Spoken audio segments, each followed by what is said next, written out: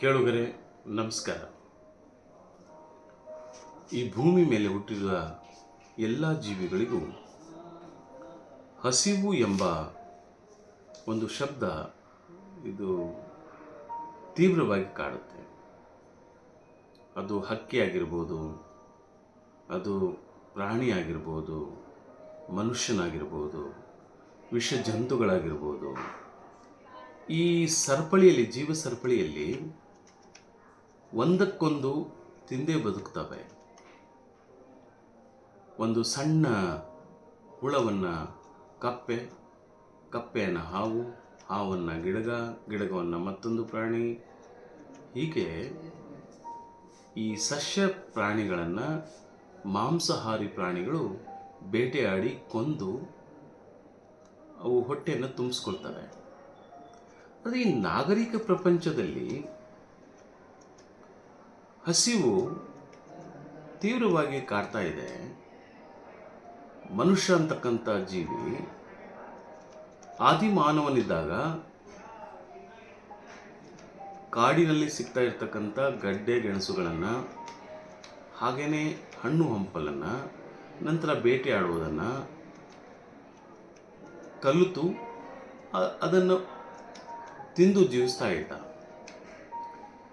ಅದಾದ ಮೇಲೆ ಅವನು ನಾಗರಿಕನಾದ ಮೇಲೆ, ಸಂಸ್ಕೃತಿಯನ್ನು ಕಲಿತ ಮೇಲೆ ಯಾಕೆ ಸ್ವಾರ್ಥಿಯಾದ? ನೋಡಿ, ಹಸಿದು ಬಂದವನಿಗೆ ಮುಂದೆ ಹೋಗಯ್ಯ ಅಂತ ಹೇಳ್ತಾರೆ. ಅದೇ ಎಡೆಯನ್ನು ಮಾಡಿ ಉಣ್ಣದ ಶಿವನಿಗೆ ಎಡೆ ಮಾಡ್ತಾರೆ, ಅವನಿಗೆ ಬಡಿಸಕ್ಕೆ ನೋಡ್ತಾರೆ, ಅವನು ಶಿವ ಉಣ್ಣೋದಿಲ್ಲ. ಹಾಗೆಯೇ ಹಸಿದ ಎಷ್ಟೋ ಕಂದಮ್ಮಗಳಿಗೆ ಹಾಲಿಲ್ಲ, ಆದರೆ ಹುತ್ತಕ್ಕೆ ಹಾಲಿರ್ತಾರೆ, ದೇವರಿಗೆ ಹಾಲಿನ ಅಭಿಷೇಕ ಮಾಡ್ತಾರೆ. ಇದು ಎಷ್ಟು ಸರಿ ಮತ್ತು ಎಷ್ಟು ನಮ್ಮ ಜಿಜ್ಞಾಸೆಗೆ ಬಿಟ್ಟಿರ್ತಕ್ಕಂಥ ಒಂದು ವಿಚಾರವಾಗಿದೆ. ಇವತ್ತು ಪ್ರತಿಯೊಬ್ಬ ಮನುಷ್ಯನಿಗೆ ಹೊಟ್ಟೆ ಇಲ್ಲದೆ ಇದ್ದಿದ್ರೆ, ಅಥವಾ ಪ್ರಾಣಿಗೆ ಆಹಾರ ಅಂತಕ್ಕಂಥ ಒಂದು ಅವಶ್ಯಕತೆ ಇಲ್ಲದೆ ಇದ್ದಿದ್ರೆ, ಬಹುಶಃ ಇಷ್ಟೊಂದು ಜಗತ್ತು ಕರಪ್ಟ್ ಆಗ್ತಾ ಇರಲಿಲ್ಲ, ಇಷ್ಟೊಂದು ಕಾಡುಗಳಲ್ಲಿ ಪ್ರಾಣಿಗಳು ಕಡಿಮೆ ಆಗ್ತಾ ಇರಲಿಲ್ಲ. ಆಹಾರ ಸಿಗದೆ ಎಷ್ಟೋ ಪ್ರಾಣಿಗಳು ಸತ್ತು ಹೋಗ್ತವೆ. ಹಾಗೆಯೇ ಮನುಷ್ಯನೂ ಕೂಡ. ಈ ಸೋಮಾಲಿಯಾ, ಮಂಗೋಲಿಯಾ ಮುಂತಾದ ಆಫ್ರಿಕಾ ದೇಶದಲ್ಲಿ ಬಡತನ ಎಷ್ಟಿದೆ. ಒಂದಿಷ್ಟು ಆಹಾರ ಸಿಕ್ಕರೆ ಅದನ್ನು ಕಸ್ಕೊಂಡು ತಿನ್ನೋದಕ್ಕೆ ಜನ ಕೊಲೆಯನ್ನೇ ಮಾಡ್ತಾರೆ. ಒಂದು ಕಡೆಗೆ ಹೀಗೆ ಹಸಿವು, ಇನ್ನೊಂದು ಕಡೆಗೆ ತಿಂದು ತಿಂದು ತಿಂದು ಕರಗಿಸಿಕೊಳ್ಳಲಾಗದೆ ವೈದ್ಯರಿಗೆ ಲಕ್ಷಾನುಗಟ್ಟಲೆ ದುಡ್ಡು ಕೊಡ್ತಾ ಇರ್ತಕ್ಕಂಥ ಒಂದು ವರ್ಗ. ಒಂದು ಕಡೆಗೆ ಒಂದಿಷ್ಟು ಅಗಳು ಸಿಕ್ಕರೆ ಅದು ತೊಟ್ಟಿಯಲ್ಲಾಗಲಿ, ಮುಸುರಿಯಲ್ಲಾಗಲಿ, ಎಲ್ಲೋ ಬಿಸಾಕಿದ ಜಾಗದಲ್ಲಾಗಲಿ ನಾಯಿಗಳ ಜೊತೆ, ಹಂದಿಗಳ ಜೊತೆಗೆ ಸ್ಪರ್ಧೆಯನ್ನು ಮಾಡಿ ಮನುಷ್ಯ ಅದನ್ನು ಕಸ್ಕೊಂಡು ತಿನ್ನೋ ಅವಸ್ಥೆಯಲ್ಲಿದ್ದರೆ, ತಟ್ಟೆಯಲ್ಲಿ ತೋರಿಕೆಗಾಗಿ ಬಿಡ್ತಕ್ಕಂಥ ಎಷ್ಟೋ ಜನರಿದ್ದಾರೆ.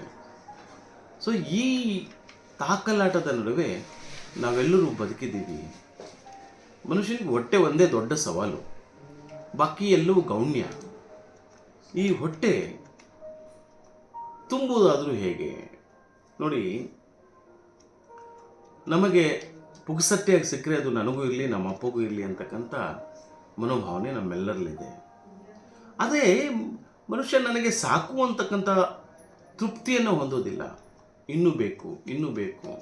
ಅವನ ಹತ್ರ 10 ರೂಪಾಯಿ ಇದ್ದರೆ ಅದನ್ನು 20, 20 ಇದ್ದರೆ 100, 100 ಇದ್ದರೆ 1000, 1000 ಇದ್ದರೆ ಲಕ್ಷ, ಲಕ್ಷ ಇದ್ದರೆ ಕೋಟಿ. ಹೀಗೆ ಅವನು ತನ್ನ ಸ್ವಾರ್ಥಕ್ಕಾಗಿ ಆ ಹಣವನ್ನು ದ್ವಿಗುಣಗೊಳಿಸೋದಕ್ಕೆ, ತ್ರಿಗುಣಗೊಳಿಸೋದಕ್ಕೆ, 100 ಪಟ್ಟು ಹೆಚ್ಚು ಮಾಡೋದಕ್ಕೆ ಏನನ್ನು ಬೇಕಾದರೂ ಮಾಡೋಕ್ಕೆ ಸಿದ್ಧ ಇರ್ತಾನೆ. ಯಾರ ಹಸಿವನ್ನು ಅವನು ಲೆಕ್ಕಿಸೋದಿಲ್ಲ, ಯಾರ ಬಗ್ಗೆಯೂ ಅವನು ಕಾಳಜಿ ಮಾಡೋದಿಲ್ಲ, ಯಾರಿಗಾಗಿಯೂ ಅವನು ಪರಿತಪಿಸೋದಿಲ್ಲ, ಯಾರಿಗಾಗಿಯೂ ಅವನು ಒಂದಿಷ್ಟು ಕಿಂಚಿತ್ತು ಮರ್ಸಿಯನ್ನು ತೋರಿಸೋದಿಲ್ಲ. ಹಾಗಾಗಿ ಹಸಿವು ಇವತ್ತು ಇಡೀ ಜಗತ್ತಿಗೆ ದೊಡ್ಡ ಸವಾಲು. ಆದರೆ ಜ್ಞಾನದ ಹಸಿವು ಎಷ್ಟು ಜನರಲ್ಲಿದೆ? ಹೊಟ್ಟೆ ಹಸಿವುದಕ್ಕಿಂತ ತೀವ್ರವಾಗಿ ಜ್ಞಾನದ ಹಸಿವು ಇವತ್ತು ಅವಶ್ಯಕತೆ ಇದೆ. ನಾವು ಜ್ಞಾನವನ್ನು ಪಡ್ಕೊಂಡ್ರೆ ಅನ್ನದ ಮಾರ್ಗವನ್ನು ಸಹಜವಾಗಿಯೇ ನಾವು ಕಂಡುಕೊಳ್ತೀವಿ. ಆದರೆ ನಾವು ಕೇವಲ ಊಟಕ್ಕಾಗಿ, ಕೇವಲ ಹೊಟ್ಟೆ ತುಂಬಿದುದಕ್ಕಾಗಿ, ಹೊಟ್ಟೆ ತುಂಬಿದ ಮೇಲೆ ನಮಗೆ ಆಲೋಚನೆಗಳೇ ಬರೋದಿಲ್ಲ. ಯಾಕೆ? ಸೊ ನಾವು ಜ್ಞಾನದ ಹಸಿವನ್ನು ಹೊಂದಬೇಕೇ ವಿನಃ ಹೊಟ್ಟೆ ಹಸಿವನ್ನು ಹೊಂದಬಾರ್ದು ಅಂತಕ್ಕಂಥದ್ದು.